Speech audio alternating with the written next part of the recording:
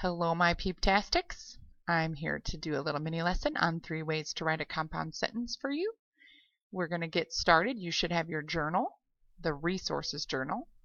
You should have it open to a new clean page, and you will put the title, 3 ways to write a compound sentence, at the top.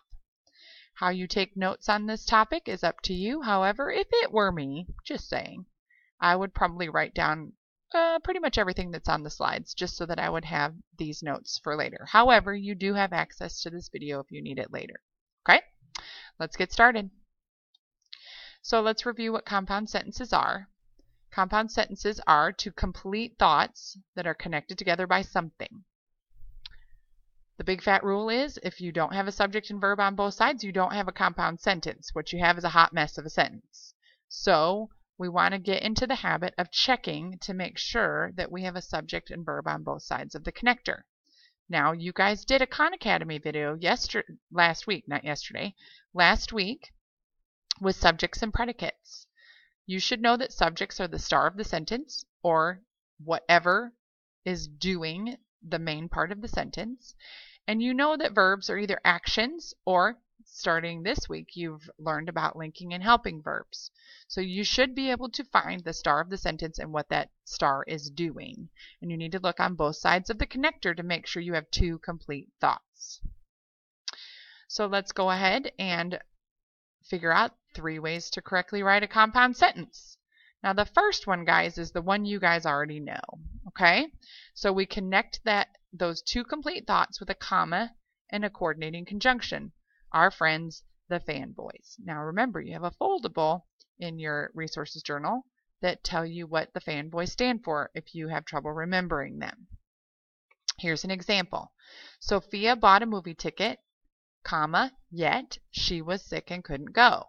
So the comma yet is acting as our connector. Yet is the Y in fanboys. Now we have to check, does this sentence have a complete thought on both sides of that connector? Let's check. So I'm going to grab my green marker. So Sophia bought a movie ticket. Well, who's the star of this sentence? Is somebody doing something? Yep, Sophia is doing something.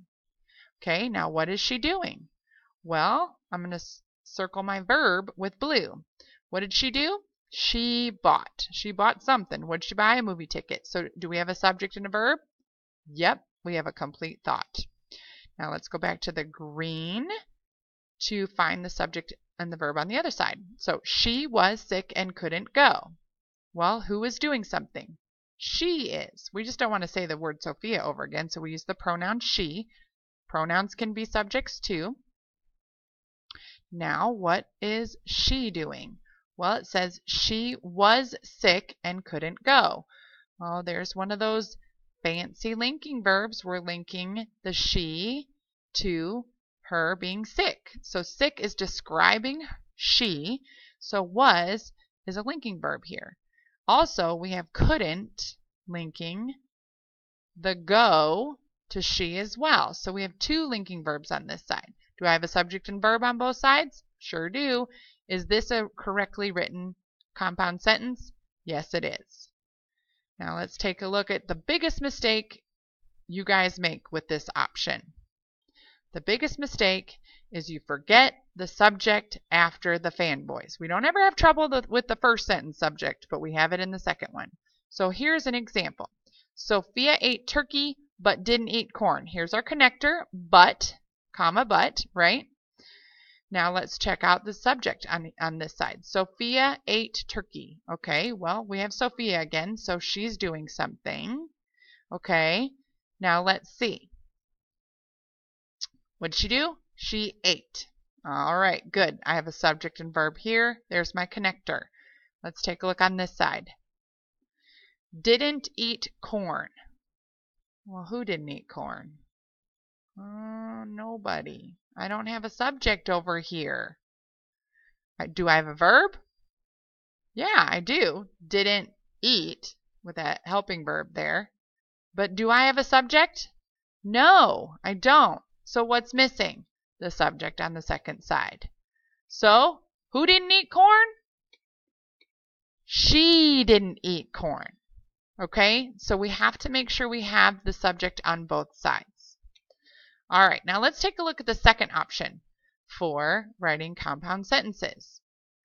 This is where we get to connect the two complete thoughts with a semicolon, which is the, first half of the winky face if you like to use your punctuation marks to make emojis.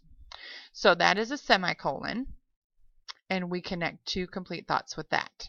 So let's use an example here. Susie went to see a musical, semicolon. She is a theater buff. Okay, guys, most people don't mess up with the subject on the second side with a semicolon. What we have to make sure is if we're going to use this semicolon, that these two thoughts have to be connected. So if Susie went to see a musical, and she is a theater buff, does that go with going to see a musical? Sure, it does. I wouldn't write Susie went to see a musical, she ate a hot dog. That wouldn't go together, right? So we would want to have two thoughts that go together before we connect them with a semicolon. For some reason, kids don't mess up with the second half on this type of sentence, but we do on the third type. So here's option 2, connect with a semicolon. Susie went to see a musical, she is a theater buff. Now let's take a look at option 3. So we connect with a semicolon, that half of a winky face, with a conjunctive adverb and a comma. Now you're thinking, what in the heck are conjunctive adverbs? Take a look at your foldable. So here's our example. Kendra tried really hard in her audition, semicolon. Therefore, she got the part she wanted. Okay, let's mark subjects and verbs. I'm going to start with the first half before the connector. Kendra tried really hard in her audition. So who's the star of the sentence? Kendra. I didn't get all of her name, but there we go. And what did Kendra do? She tried. Okay, so that's our verb. Do we have a subject and verb on this side of the connector? Yep, sure do. Now I'm going to grab the subject on this side. She got the part she wanted. Okay, well, she is the one doing something. And what did she do? She got. Okay, now a lot of kids want to say, well, what about this she and this wanted? Well, this is connected to the she got, right? She got, what did she get? The part she wanted. So the part she wanted is all the things that she got. So we only are looking for the main subject of the sentence and the main verb. So do I have a subject and verb? Sure do. So is this a correctly written sentence? Yes, it is. Now let's take a look at the same mistake that we use with option 3. Josie took excellent pictures, comma, therefore sold lots of photo packages. I'm sorry, that's not a comma, that's a semicolon, my mistake. Okay, so what's missing, guys? Yep, you're right. Let's check it out. I'm going to go over here. Josie did what? Well, Josie took, right? She took those awesome pictures, excellent pictures. So do I have a subject and verb here? Sure do. But on the other side, let's see. I'm looking for the subject. Therefore, sold lots of photo packages. Well, who sold them? I don't have a subject here. I'm very sad. Okay. I do have a verb. What's the verb, guys? The verb is sold, but I don't have a subject. Therefore, this is not, I'm using that same word. Therefore, this is not a correctly written sentence. So, if I fix it, Josie took excellent pictures, therefore she sold lots of photo packages. Okay? So, hopefully you've got some good notes here. Now you're going to go to Khan Academy and practice identifying correctly written compound sentences. And next week we'll take a look at writing some. Okay? Go ahead and put away your stuff. See you later.